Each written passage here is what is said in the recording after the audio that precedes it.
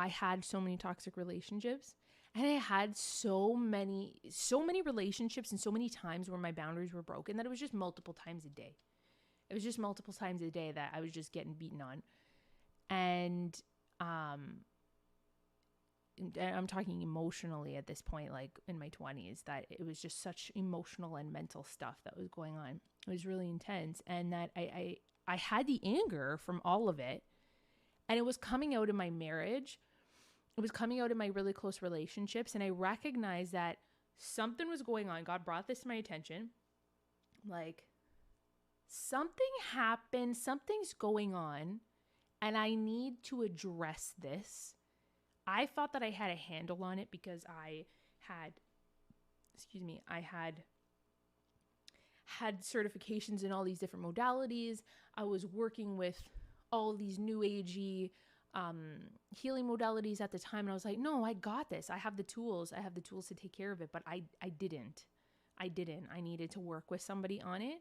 And I recognized that I was going to become who I was so angry with if I didn't take care of it. And so by working with somebody, that made a really, really big difference for me. It made a big difference for me because he was able to help me see exactly where things were coming from by letting me talk things out. And by holding safe space for me.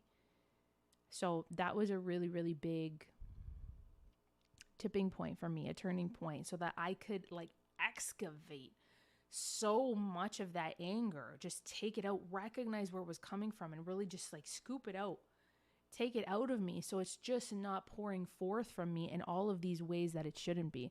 And I've seen this before too. Like, I had at the time, was a really good friend of mine who had undergone so much trauma,